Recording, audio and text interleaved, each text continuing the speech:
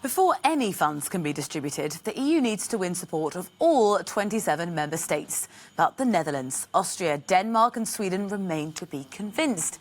Our political editor Darren McCaffrey has been visiting the Netherlands to try to understand why the Frugal Four's leading member is just so frugal. And Darren joins me now. Darren, morning to you. So you've been investigating, they're known as the Frugal Four, but why is that? What are their motivations?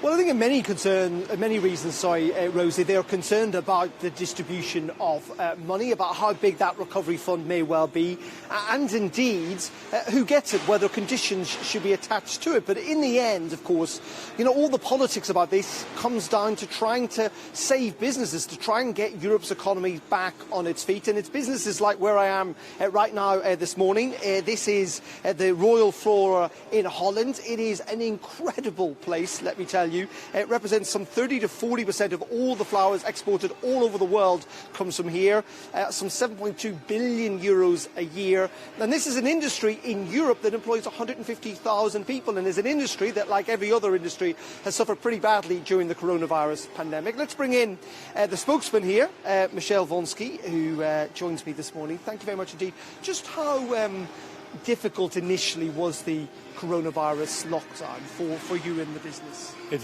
had a lot of impact because when the crisis started on Friday the 13th, for us it started then, 25% of all the flowers had to be destroyed because there was no demand, and on Monday it was even 50%.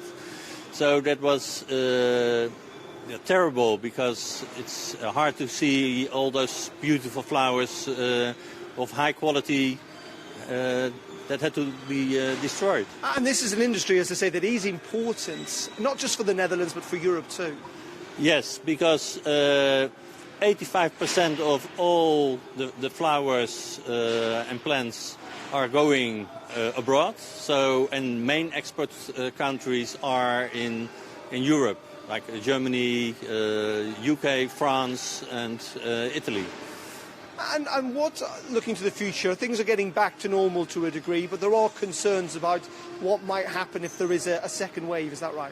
Yes, when there's a second wave and countries are going in lockdown, then demand will also disappear, and it's a sector, the flower industry is a sector of small margins, so when there's a loss of turnover, it has a major impact on growers and export companies. Michel Vonsky, thank you very much indeed for joining us. As I said, this is a pretty incredible place, Rosie.